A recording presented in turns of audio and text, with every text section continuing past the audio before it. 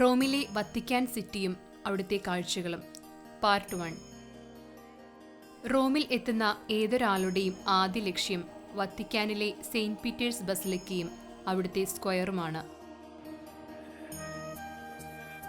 Roman സാമ്രാജ്യത്തിന്റെ പഴയകാല നിർമ്മിതികളിലൂടെയാണ് ഞങ്ങളുടെ ഈ യാത്ര.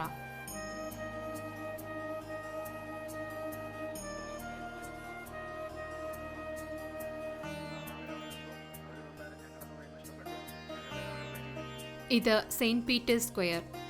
ലോകത്തിലെ ഏറ്റവും പ്രശസ്തമായ സ്ക്വയറുകളിൽ ഒന്നാണിത്.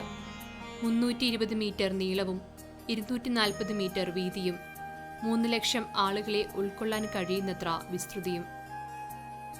1656 1667 അലക്സാണ്ടർ 12 മാർപ്പാപ്പയുടെ നിർദ്ദേശപ്രകാരമാണ് ഈ ചത്വരം നിർമ്മിച്ചത്.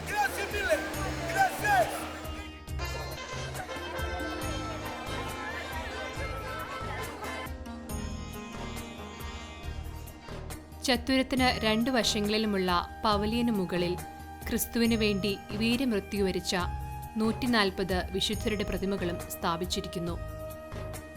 2010-ലും 2015-ലും ഈ സ്ക്വയർ സന്ദർശിക്കാൻ എനിക്ക് അവസരം ലഭിച്ചിരുന്നു. പക്ഷേ 2022-ലെ ഈ സന്ദർശന വേളയിൽ ഈ ചത്വരത്തിൽ മുമ്പ് കണ്ടിട്ടില്ലാത്ത ഒരു പ്രതിമ, സത്യത്തിൽ ഈ പരിസരത്തിന് ഒട്ടും യോജിക്കാത്ത തരത്തിലുള്ള ഒരു കലാസൃഷ്ടി. പ്രതിമ ഒറ്റനോട്ടത്തിൽ എല്ലാ തരത്തിലും അതിൻ്റെ ശില്പഭംഗി നമ്മെ ആകർഷിക്കുമെങ്കിലും അത്രയും വിശാലമായ ഈ ചത്വരത്തിൽ ഈ ഭാഗത്തുള്ള എല്ലാ ശില്പങ്ങളും കലാരൂപങ്ങളും മാർബിൾ വർണ്ണത്തിൽ തിളങ്ങുമ്പോൾ ഈ ശില്പം ഒരു കരട് പോലെ വേർപെട്ടു നിൽക്കുന്നു. അവിടെയാണ് ഇപ്പോഴത്തെ പാപ്പായെ നാം വേർതിരിച്ചു കാണേണ്ടത്. കുടിയേറ്റക്കാരോടും അഭയാർത്ഥികളോടും അദ്ദേഹത്തിൻ്റെ മനോഭാവം. ലോകമെമ്പാടുമുള്ള കുടിയേറ്റക്കാരുടെയും അഭയാർത്ഥികളുടെയും ദുരവസ്ഥയും നൊമ്പരവും കണ്ണുനീരുമാണ് ഇതിൽ ചിത്രീകരിച്ചിരിക്കുന്നത്. ഒരു ബോട്ടിൽ വിവിധ രാജ്യങ്ങളിൽ നിന്ന് 140ഓളം ആളുകൾ, നാസികളുടെ ജർമ്മനിയിൽ നിന്നും രക്ഷപ്പെട്ടു വരുന്ന ഒരു ജൂതൻ, പോളണ്ടുകാരി ഗർഭിണി, അങ്ങനെ കണ്ണീരിന്റെ താഴ്വരയിൽ സഞ്ചരിക്കുന്ന 140 മനുഷ്യക്കോലങ്ങൾ.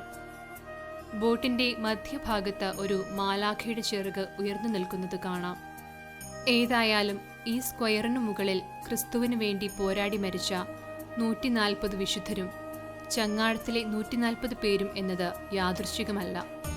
കനേഡിയൻ ശില്പിയായ തിമോത്തി പി ഷാൽവാസി നിർമ്മിച്ച ഈ ശില്പം ആരുടെയും കണ്ണ് നനയിക്കുന്നത് തന്നെ. കുടിയേറ്റക്കാരുടെയും അഭയാർത്ഥികളുടെയും 150-ാം ലോകദിനത്തിൽ 2019 സെപ്റ്റംബർ 19 ലോകത്തിന്റെ വിവിധ ഭാഗങ്ങളിൽ നിന്ന് എത്തിയ 4 അഭയാർത്ഥികളും പാപ്പായും ചേർന്ന് ഈ ശില്പം ലോകത്തിന് സമർപ്പിച്ചു. തെല്ല് നൊമ്പരത്തോടുകൂടിയാണ് മടക്കം.